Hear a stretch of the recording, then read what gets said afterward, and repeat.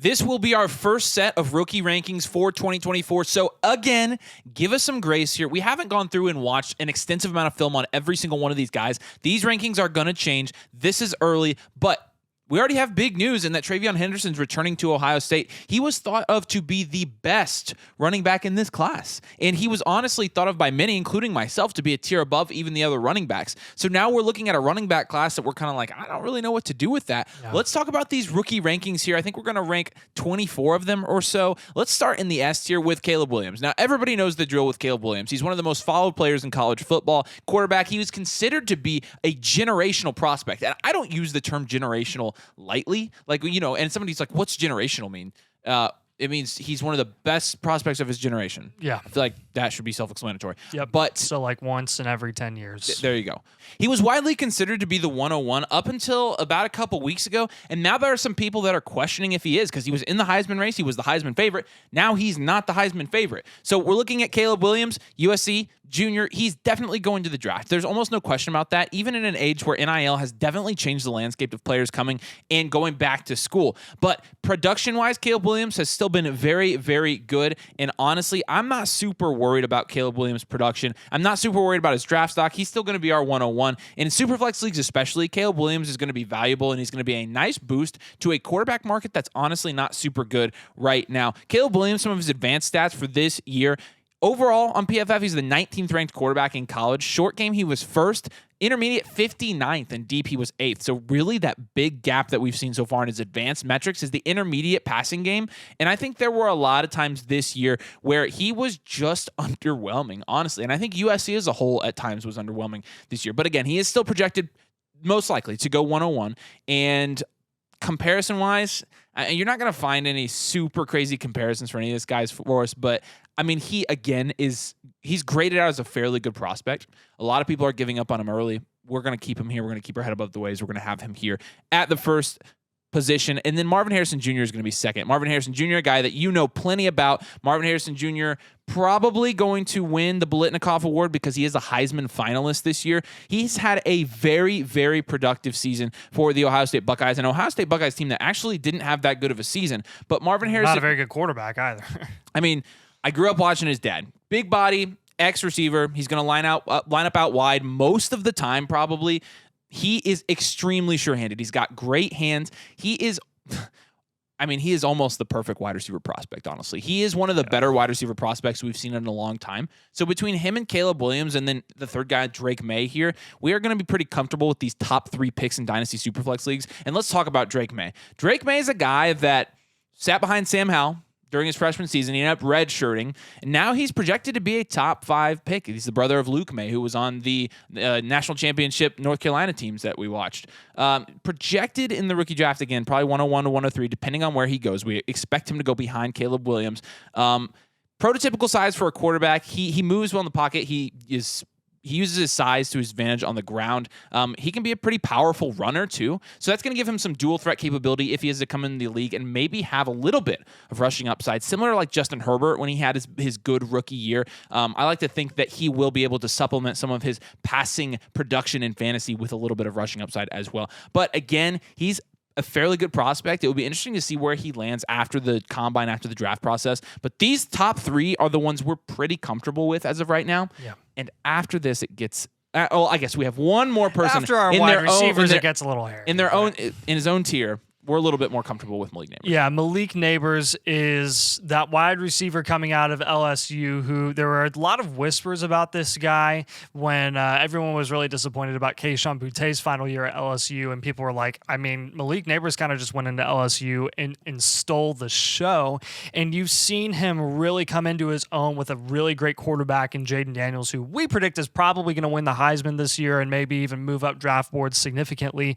But with Malik Nabers, I mean, a very, very good wide receiver in his own right. And honestly, if it weren't for Marvin Harrison Jr., he would be pretty much the top wide receiver prospect in any other class quite easily. He's been that good. I mean, when you're looking at his statistics in 2023, 1,500 receiving yards on 86 receptions and a 22% target share.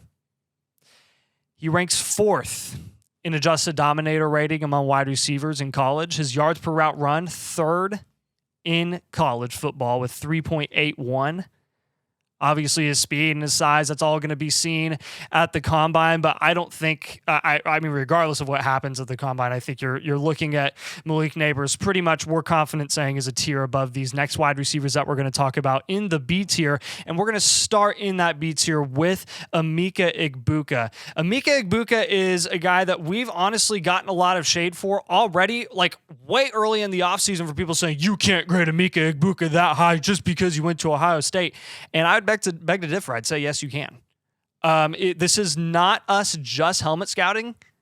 Okay. I mean, maybe like 10% of it is because he went to Ohio State. Sure.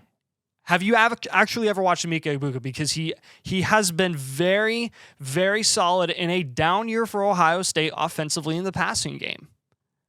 He showed out, broke out playing with CJ Stroud in 2022, and then in 2023 with way less impressive quarterback play and playing behind Marvin Harrison Jr., he was a great complementary piece in that offense.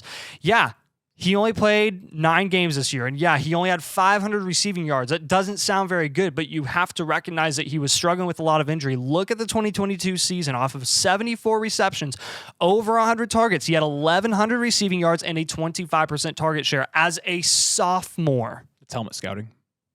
But we're helmet scouting, I guess. Even though his adjusted dominator rating is 4th in the country. Yeah, guys, it goes beyond him being an Ohio State wide receiver. He's just a good receiver. And the fact of the matter is, a lot of people don't want to accept the fact that Ohio State, I know they were ranked number 1 there for a while.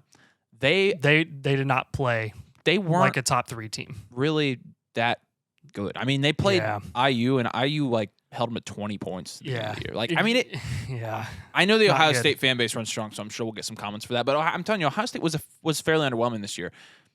I want people to understand the quarterback play was underwhelming as well. So I want people to understand that Emeka Egbuka, he's playing behind Marvin Harrison Jr. I mean, we didn't short Chris Olave or Garrett Wilson for playing with one another, even though they were both productive at Ohio State. This is going to be the same situation. Yeah. And again, this is a guy that played in that wide receiver room. We're still in that era. We're still with the guy that played with these guys. So, and does this mean that Emeka Egbuka, the reason we have him this high is because we view him as having as high of a ceiling as Neighbors and Marvin Harrison Jr.? No, that's why he's a tier below these guys. But we do know that he's going to be super safe just because of what he is as a prospect. But honestly, I would say even some of the wide receivers that we have ranked behind him have higher ceilings because of their skill sets. And one of those guys is going to be Rome Odunze, who I can't help but smile every time I say Rome Odunze. I love the guy. I fell in love the second I started watching him play at Washington. Why don't you marry him then? Yeah, I know. The last 2 years, once Michael Penix came into town, he just went off. I mean, in 2022, 1,100 receiving yards off of 75 receptions, a catch rate of 67%, and then you've got 1,300 receiving yards this year with a really great receiving core outside of just Rome Odunze as well. And he's been able to really establish himself, assert himself as the one there, despite the talent, despite the great quarterback play, and just their ability to spread the ball around in that offense. But Rome Odunze, man,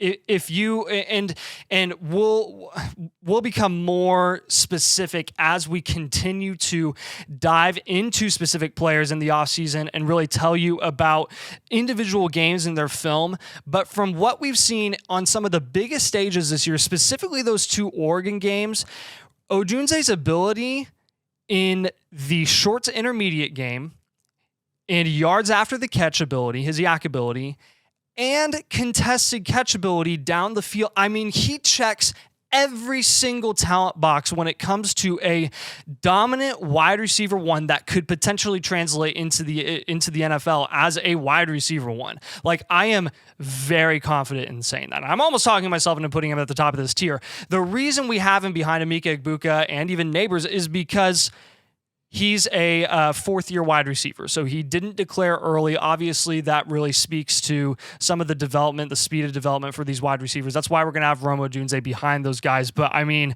I truly believe that the sky is the limit for him going into the NFL. He's a guy I really like, too. And Brock Bowers is also going to be in this tier.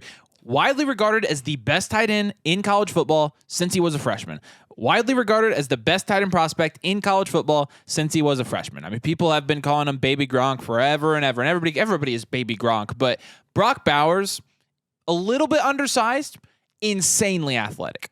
He is insane. He's 6'4", 240. So again, I mean, that's splitting hairs, really. You look for about 6'5", 250. I really do think that Brock Bowers is going to be just fine. But the athleticism, in my opinion, he's a slightly bigger Sam Laporta. And you've seen what Sam Laporta has done. That's how Brock Bowers is going to be used when he comes in the NFL. He's going to function more as a wide receiver than a tight end, just like Sam Laporta. And he's going to be every bit as good as Sam Laporta is this year within the next 3 years where he's in the NFL. Obviously, you don't want to say that's going to happen his rookie year, but it absolutely can. And again, this year, he played in 9 games. He had 51 receptions for 660 yards. He had a 13% target share. He had a 20% target share his freshman year of college with 13 receiving touchdowns. Georgia has been fairly good the last couple of years, in case you haven't noticed. And Brock Bowers has been a really big part of that. He is almost a surefire first-round pick. He is very sure-handed. He can spend time in the slot.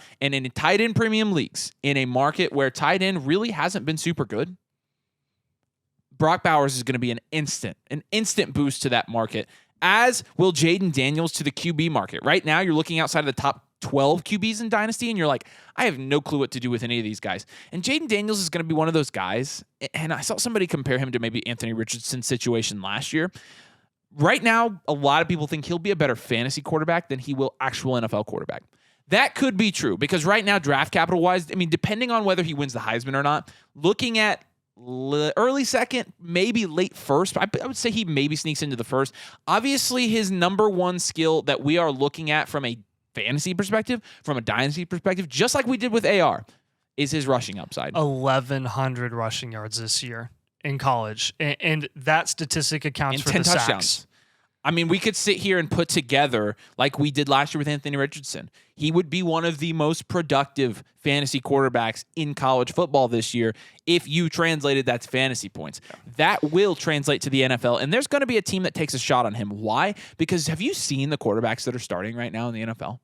Have you seen them? Because it's really, really, really bad. Like as bad as running back. It's as bad as I've ever seen it, honestly. You've got half the league starting guys that shouldn't even be starting caliber quarterbacks in the NFL. Yeah. He transferred to LSU from Arizona State following his junior season.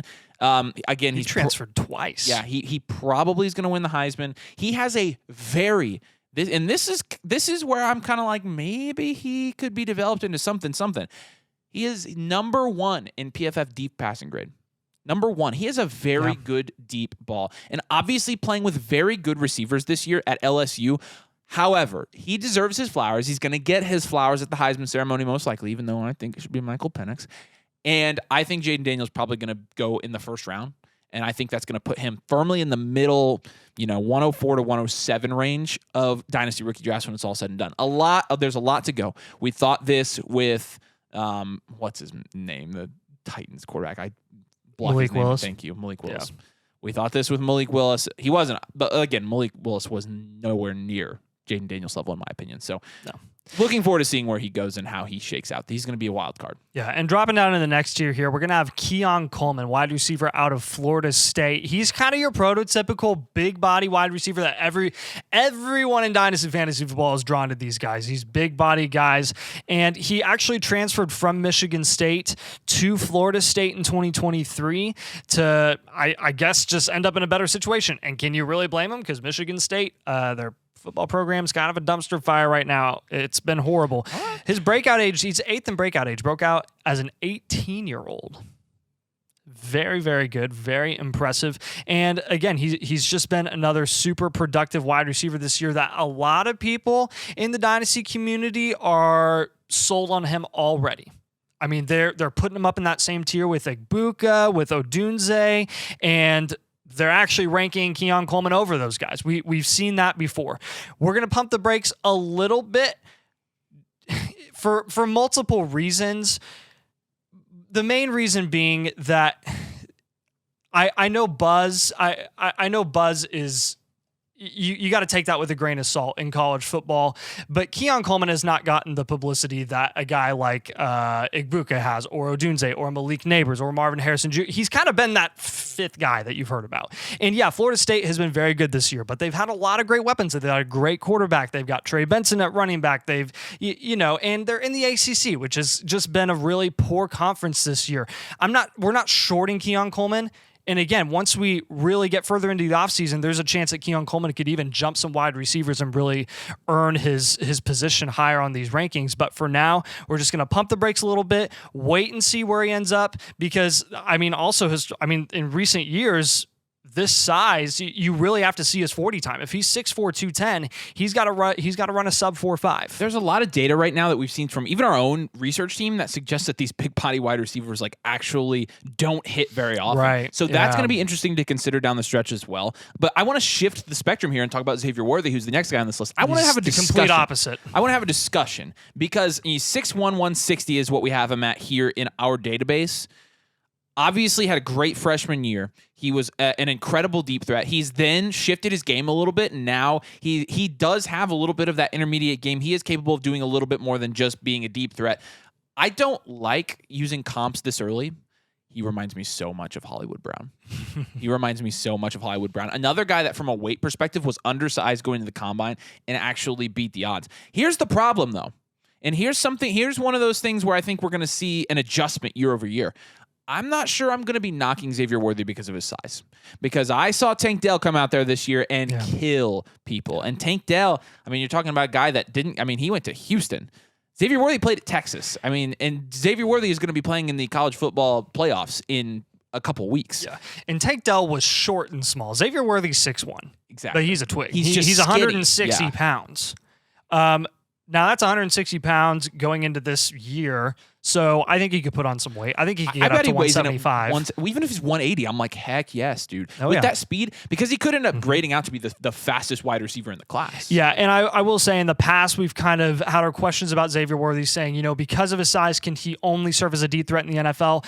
Since then, I've totally changed my opinion on Xavier Worthy. I think he's very capable of being a guy that can make a big impact even in the short to intermediate game and potentially get a significant amount of target share in an offense right off the bat. Just seeing what he's done at Texas with Quinn Ewers in that offense, I'm very optimistic of what he could potentially do. Wow. And that injury that he had in that championship game for the Big 12 actually, he ended up being okay. I was terrified. I thought he maybe tore his Achilles, but he's going to be fine. Yeah. And so I went ahead and moved him above Keon Coleman. It sounds like we're both pretty high on him. Okay. So that seems like a good move there. Talk about the quarterbacks. These quarterbacks are interesting to me. There were some wild cards to make this class either deep or really shallow. Yeah, this is an odd year for quarterback. And what I want to do now, after the PTSD we've experienced from 2022, from that dreaded 2022 class, and Malik Willis, Matt Corral, Sam Howell, help me with the other guy, Desmond Ridder, all those guys, everyone was assuming, they're all going to go first round. And then you see them all fall and fall and fall. And the earliest ones go in the third, the later ones go in the fifth.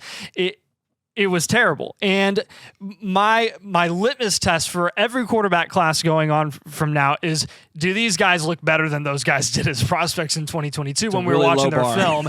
And the answer is yes. I think Bo Nix and Michael Penix have been significantly like they've raised the bar for those 22, 23-year-old quarterbacks that are going into the NFL where they could legitimately get respectable draft capital. I don't see them going much higher than the mid to late first. I really kind of view them as those guys that could go in the Levis range, kind of second round quarterbacks.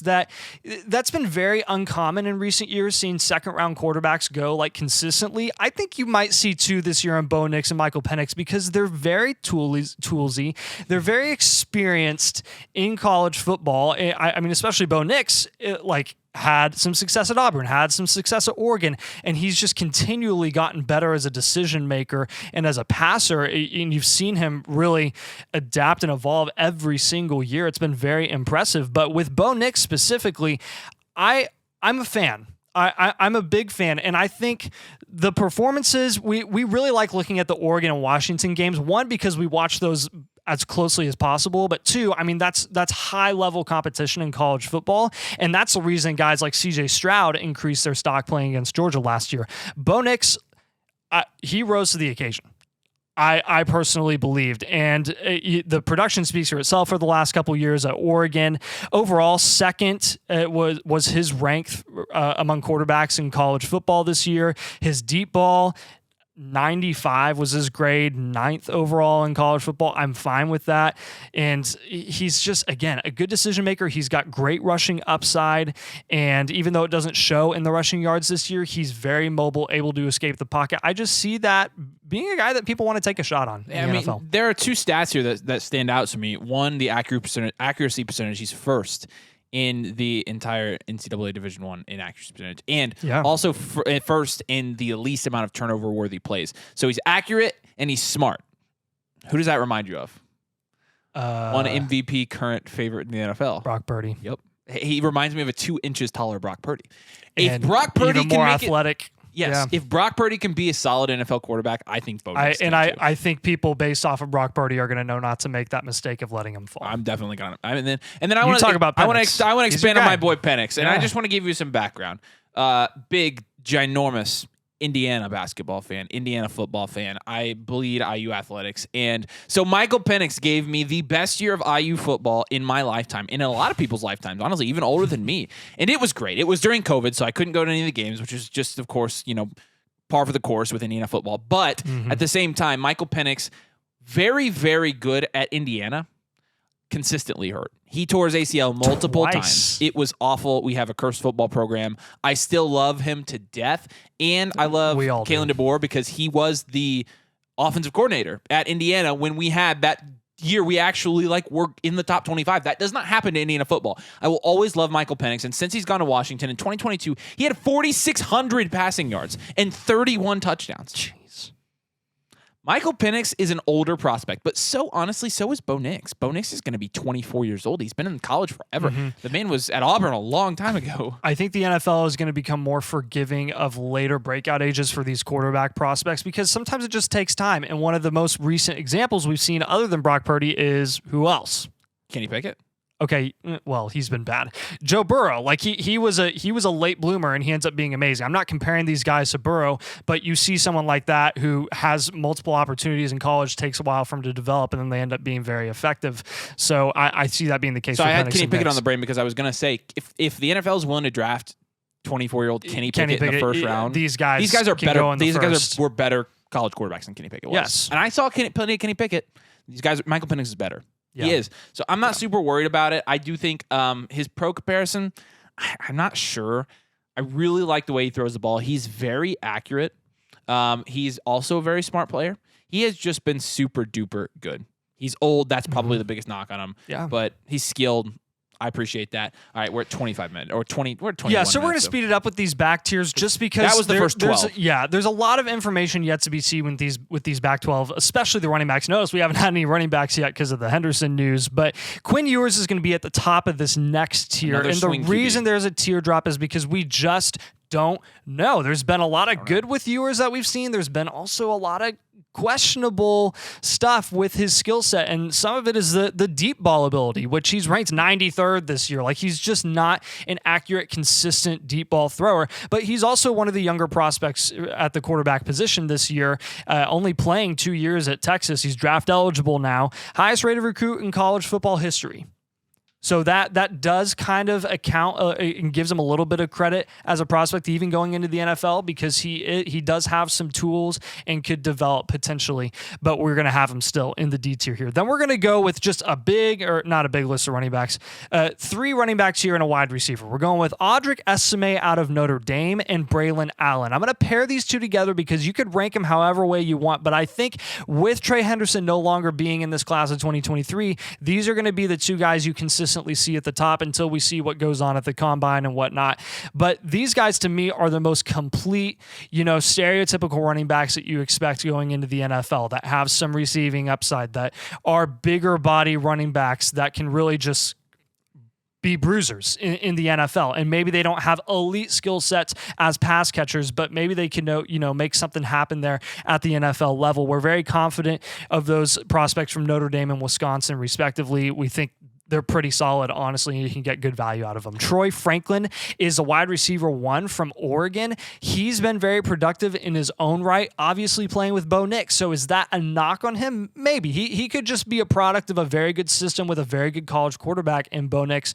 But from what we've seen with Troy Franklin this year, we do think he has the upside to potentially be maybe a late second round pick. Maybe, yeah. And then Will Shipley is not the best runner of the football. So why do we have him ranked here in the D tier? It's because of his receiving upside and because of the type of running backs we've seen being drafted in the last couple of years. Like the running back position is changing, and what NFL teams want in these new style of offenses in the NFL are skill sets like Will Shipley. That's elite receiving skill sets. That's 10 yards per reception skill sets. That's like your gadget kind of guy, your Swiss Army knife kind of guy. Will Shipley can be that for an elite offense in the NFL. Yeah, and Will Shipley, obviously, the size is one thing that people are going to use against him. He's got good receiving upside, not really like out of the slot though. So like if James Cook can go in the second round, Will Shipley can go in the second round. I like him better than James Cook as a college I would tend to prospect. agree with that. I like him more than I liked James Cook as well. Let's drop down to the F tier. Trey Benson's a guy that I honestly think you could put in the conversation with Estime and Braylon Allen for that top tier running backs. Yeah, you can. We have him a tier down right now. I honestly would be okay moving him up to the D tier because I think he is has one of the stronger profiles to actually be a very fantasy productive back in the NFL. I do think that he's probably going to be a day 2 pick. So rounds 2 or 3, I would, if I had to guess. But again, I mean, we just don't know with these running backs. And a lot of this is, I think a lot of people are going to really, really, really fade these running backs. I'm buying the heck out of 24 seconds if they do, because I mean, it is quite hard to find a running back that is good in the NFL today. I mean, that is just a bad landscape. But again, I'm going to guess like day 2, 3rd round probably. I guess I wouldn't be super shocked if he went in the second. But again, any of these running backs that jump up to the second round, like you're talking, they're going to have some serious value due to the scarcity of running backs in Dynasty right now. So Trey Benson, I think, deserves some respect as well, and he could be up there. JJ McCarthy has slid down our rankings. Nathan went and saw him in person, and then he like immediately moved him down. I think I'll slide him down even more, honestly, in future rankings. I cannot tell you with a serious face that I think JJ McCarthy will be drafted any higher than the 3rd round. I just don't believe it. Yeah.